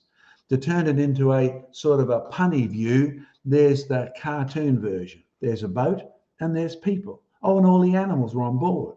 There's the boat, there's the people, and the signpost to Australia. I know there wasn't an Australia beforehand. It's a name we didn't invent till the 1800s. But the Aborigines came to Australia. Well, the ones on the East Coast point exactly to the beach they landed on. And their story includes they came after the big flood. But now the Aborigines are here. Captain Cook turns up. Oh no, boat people. By the time the Vietnamese arrive, oh no, boat people. By the time the Iraqis arrive, boat people. Do you realise the history of the racial groups in Australia, and there are many, they're all essentially boat people. And the big picture, the one that I'm going to sort of finish with shortly and hand over to Craig for an extra bit of evidence of one racial group, not in Australia, but overseas. God said, let us make man. The first man, Adam, was made in God's image, but he sinned, and that sin affected everybody. Shem and his sons, from then on, you'll find they were made in the image of their dad. They were not made in the image of God. Sin is a problem. These were the families of the sons of Noah, according to their generations in their nations. And you and I, whether we're Chinese, Aboriginal, or European, come from Noah and his family. Which brings us up to one very important point. God made all nations from one man, the Bible says. To not 2 men, not 10 men, not 1,000. That's what evolution would have. Made from one man to live on the earth at the time and the places he appointed, so they would seek the Lord. Now, do you realize that's a true statement? The Bible's emphatic. We can all see the evidence of creation. The Bible's emphatic that the heavens declare the glory of God to every day unto day, night unto night. Their voice, their gospel goes to the ends of the world, and we can all hear it. which brings me back to Billy Sandy. When I first met Billy, yes, he was already well known as an Aboriginal, already well known as an actor. In fact, he was a Christian. Do you know how he became a Christian? His grandmother, actually in the tribal situation, because Billy was an old man even when I first met him, his grandmother cried out to the Great Spirit. Aborigines know all about creation. They've got a great story of the flood. They even know about a pool where they had a big party, and then the next morning they woke up and everybody spoke different languages. Yep, their version, or perversion, if you like, of the Tower of Babel. They know about the Creator. They just don't know him. And his grandma cried out, "We know you, the Great Spirit, but we know about you, but we don't know you. Can you send someone who can teach us about you? Teach us to know you." And the very next week, a missionary turned up and led the whole family to Christ. But don't be surprised. The Bible says that if you seek the Lord, you will surely find him. That's true for you today, folks who are listening.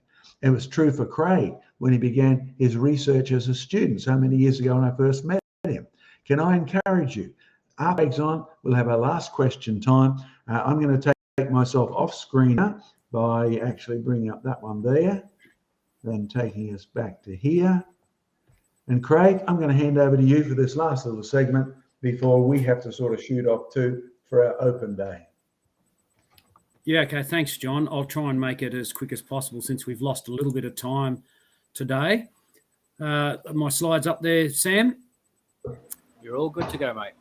Okay, so I wonder if our viewers can guess what scriptures this comes from. The dances have all been performed, and 9 times the music has resounded. Grant, O God, thy great blessing to increase the happiness in my house. The instruments of metal and precious stones have given out their melody. The jewelled girdles of the officers have emitted their tinklings. While we celebrate his great name, what limit can there be, or what measure?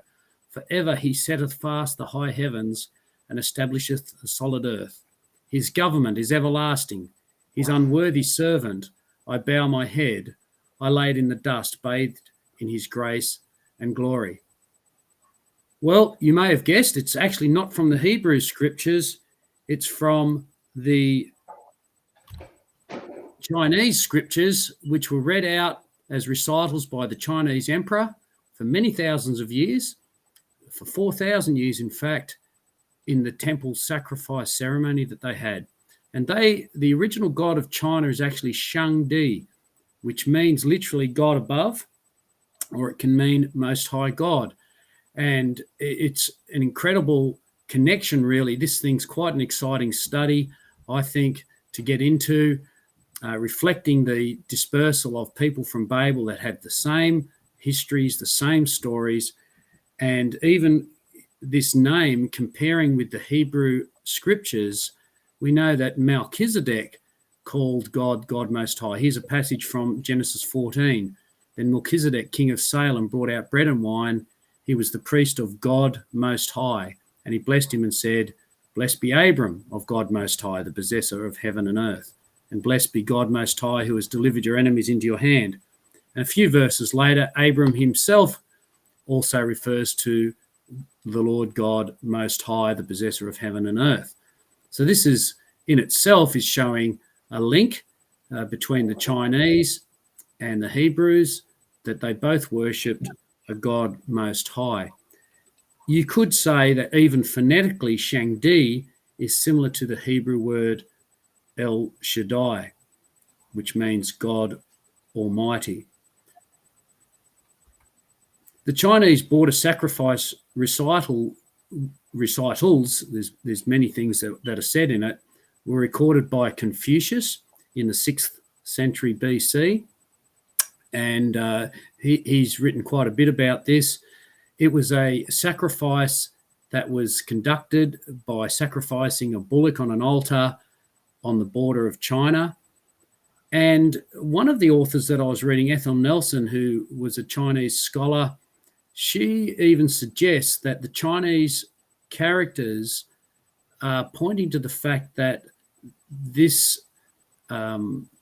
sacrifice was done on the eastern border of a garden. Now, when you read the scriptures, when Adam and Eve were kicked out of the garden, they were kicked out on the east side of the garden. So we can't build doctrine from this, but we can. It's a very interesting thing to wonder, did Adam and Eve set up an altar on the east side of the Garden of Eden and sacrifice, and the Chinese have actually got it recorded in their written language. Well, here's another recital from the border sacrifice, and see if you can recognize a comparison here to the Hebrew scriptures. Of old in the beginning there was the great chaos without form or dark. The 5 elements, which are planets, had not begun to revolve, nor the sun and moon to shine. You, O spiritual sovereign, first divided the grosser parts from the purer. You made heaven, you made earth, you made man. All things with their reproducing power got their beings. And of course, we know that passage from Genesis 1, the very start of the Bible. In the beginning, God created the heavens and the earth. I won't go through that just now, as we're trying to catch up a little bit of time. But these border sacrifice recitals are incredible in how they could really be spoken by Christians in a church service, really glorifying God Most High. Confucius wrote 5 Chinese classics. In fact, he admits that he didn't write them. He compiled them, a little bit like Moses compiled the Genesis accounts. And these are great records for us from a long time ago. He wrote this as well himself. How vast is Shangdi, the ruler of men below. How arrayed in terrors is Shangdi. His ordinances are full of irregularities. Heaven gave birth to the multitudes of people. The multitudes of people, including the Chinese, of which there is a great multitude, of course, all came out of Babel, and really the Chinese are probably the Shemites, as John's depiction on the maps indicated. Now, we also have a lot of evidence from oracle bones. These were really first found in the late 1800s, in the 1890s, but now there's over 150,000 examples of them known. They're called pictograms. The pictures actually have messages written within them, and some of these are incredible. There's a whole study out there of these, and there's some very interesting connections, I think, with Hebrew scriptures, and I'm just going to go through a few examples quickly. For example, the depiction of a woman, and notice it's a woman, not a man, plus 2 trees, is the word for desire or covet. And anyone who knows the Bible's story of Eve being tempted at the tree of the knowledge of good and evil, and there's also the tree of life there, will know the story that she desired and coveted the fruit on those trees. If you put a serpent between the 2 trees, it means negative, or no, or not. And I guess this is saying, did God really say not to eat from these trees? Did God really say, as the serpent tempted Eve? This is also another interesting one. You've got a depiction of hands, and they're reaching hands. When you attach them to a tree, the current understanding of this is mulberry tree, but you have a tree with reaching hands on it, and when you add 2 mouths, who I would suggest is Adam and Eve, it actually means to die or to perish. So if you reach out with your hand and you touch these trees, take the fruit, put them in your mouth, you will die. Perhaps a warning from God, or the result of the actual action. Here's another symbol for person, which we're suggesting is Adam. You mix it with a serpent and you mourn. So when Adam was deceived himself and made the choice to choose from to choose the fruit from the tree and eat it, then the result was death, and of course you mourn as a result. Another depiction of person, and just like us, we have different words for the same thing. Sometimes there's a symbol for person. You add that to 2 trees, again, the tree of the knowledge of good and evil and the tree of life. You put that amongst the trees, and the other little symbol there means to stop or to pause. So when a person has paused at those trees, the result has been thorns, and that's the symbol for the word of thorns. Really incredible linkages in these early Chinese pictograms to scriptures. Now, some really interesting questions. How much did the Chinese know about God's plan for redemption? We can rejoice, for example, now because the second nobleman, which is the first one there in the picture, which we might say is Jesus, came to save the disobedient first nobleman, which is now an upside down picture of a man. But we can only be saved if we take hold of that gift by giving our hearts to the Lord, kneeling before the nobleman and his offer of salvation to the disobedient nobleman. In this last series, we see that the symbol for Shangdi, or the supreme God, is made up by a morally upright person from the Trinity superimposed over a tree, and the symbol for a sacrificial fuel.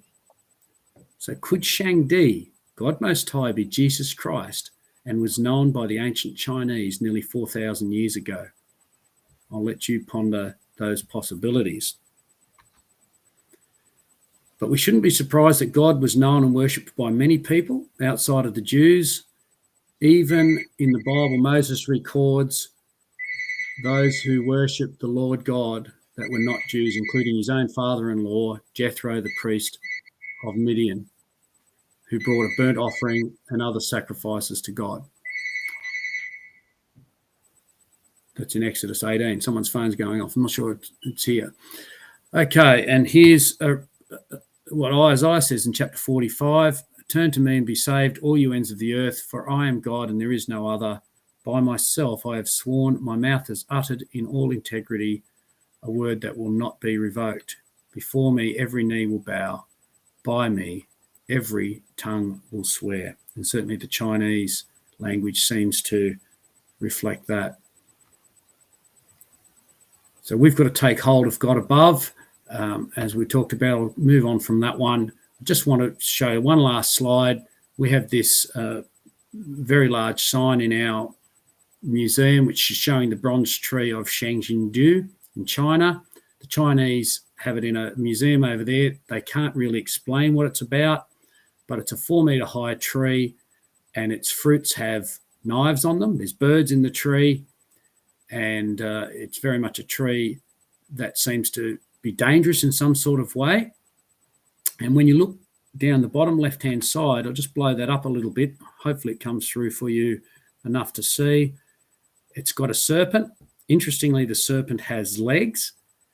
There's a woman's hand there as though reaching for the fruits, but there's a knife just behind the head of that arrow. Actually, there's a knife that's basically saying danger, don't do it.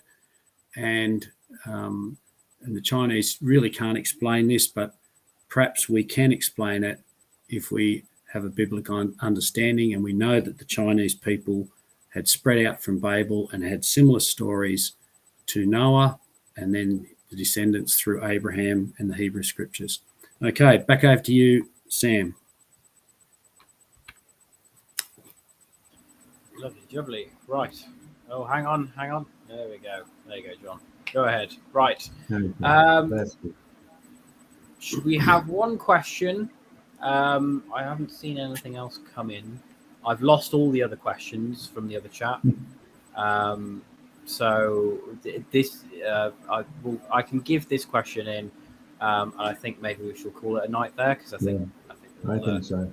We've got to dash off, and it's not gone too well. So, a question for anyone: Genesis 6 says there were giants after the flood. Did they come about through Noah's wife's DNA or Noah's son's wives' DNA? Well, interesting question. We actually, I believe we've done a program on this, and we'll probably need to do another one. Perhaps if I just give a very brief answer. We've got something on giants in Evidence News and Fact File. So if you want to look further, creationresearch.net, click Fact File or click Q&A.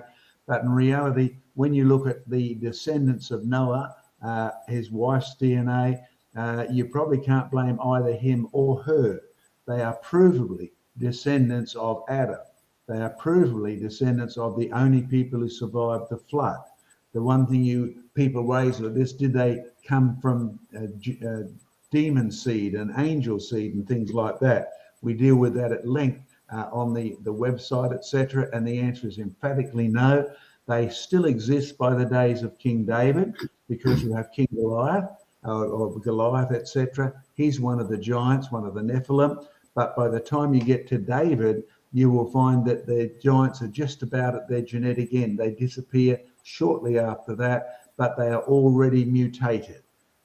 Goliath's sons had 6 fingers and 6 toes, so they're on the way down. We still have the ability to make giants, and our giants come from genetic deformity. They don't come from new genetics. They come from genetic breakdown, loss of control of your pituitary gland, etc. And it will change how long you grow, how big you grow, etc. But those changes kill you in the end, don't you?